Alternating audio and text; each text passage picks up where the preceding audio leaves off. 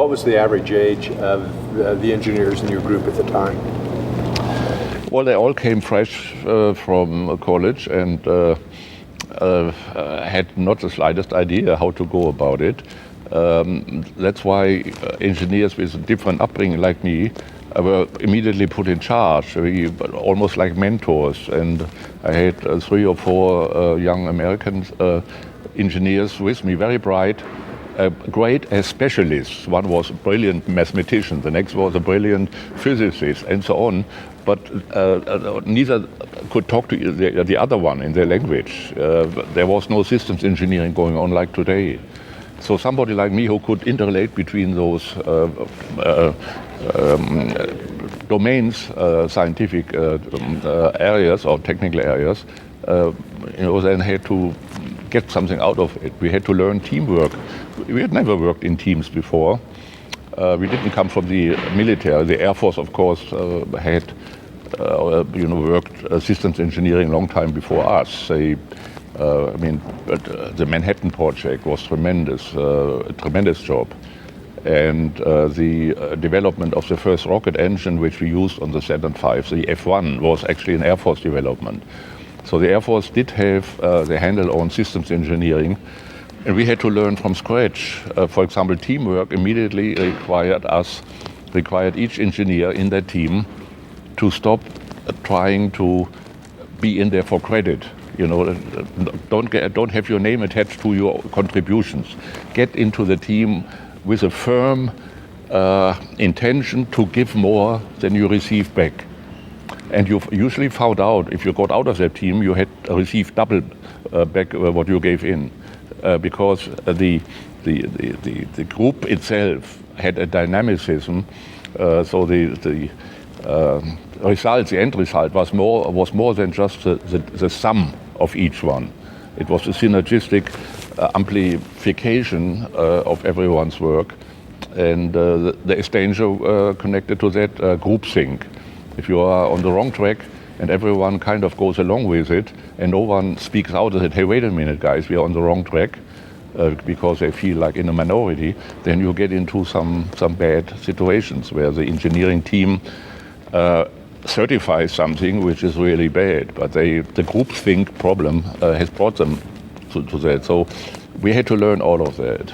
And the 1960s here in Huntsville, when I came here in this cotton patch, downtown Huntsville was the only place. There was no Madison County outside, no jetport. I landed on the old airport, which was what today is right in the middle of the town. The football field is there, where the airfield was. And you stepped out of the plane, walked down the ladder, and there was just a chicken wire fence around it. You could actually walk up to the plane directly. And then the time was kind of at Elvis Presley time. The cars all had these shark fin tails, huge 8-cylinder gas gobblers, but the sheer gas was cheap. And no nightlife whatsoever for young people. It was a dry county, totally dry. So all that was left to us here was trying to do house parties and invite other people. But the problem with the party was, if you were invited and went to a party, you were obligated to organize one yourself. So it was kind of an unwritten law. And that was the only way where you could socialize. There was no way when you went out to a restaurant that you could get a drink. That's just not possible. And I remember that some of us, when we went out to a restaurant, we sneaked in a bottle of wine in a paper bag and put it under the table, and the waitresses usually knew what was going on and brought glasses. And then when you kind of filled your glass under the table, you looked around whether the sheriff was sitting somewhere. That was Jerry Crabtree. He was a famous sheriff of Huntsville, and he had to, observe the law. So you made sure that, you weren't observed. People here, the old Dixie types, were so hospitable. This is so incredible how we were received with our strange accent. Some Germans didn't speak almost no English whatsoever. I at least had learned it by reading books and translating. So we were foreigners, but they didn't treat us like foreigners, F-U-R-R-I-N. The only foreigners here which didn't have easy going were Yankees. They called them damn Yankees. It's one word, okay? And the Germans were very welcome. So we always felt good here. But we also brought change, something what could be called culture, like a library. We opened the first library. We brought a symphony orchestra. In fact, some German engineers and scientists played in there. And Werner Kurz, who was one of the von Braun directors out at the Marshall Space Flight Center in the manufacturing area, played the first violin. For us, local merchants imported stuff. There was Andan's bookstore in the old Parkway City shopping center, which was just a strip mall. Today they have this huge Parkway shopping center there, which luxury stuff and parking garage 3 levels high. At that time, that parking garage was just a flat piece of land where you parked. Then you walked up to that shopping strip, to the strip jobs, which were there was a barber, and then there was Andan's newsstand where you could buy some German newspapers. He imported those. German magazine on airmail paper, printed on very thin paper to save weight. So I still have those. Very funny. And on both sides were there was Montgomery Ward on one side and Sears, I think, on the other side. And when the plane came in, landing on the airfield, they almost touched the roof of Montgomery Ward with their wheels. It's how close they came in. And I came in and looked down, and there was the roof of Montgomery Ward. That's how my first impression.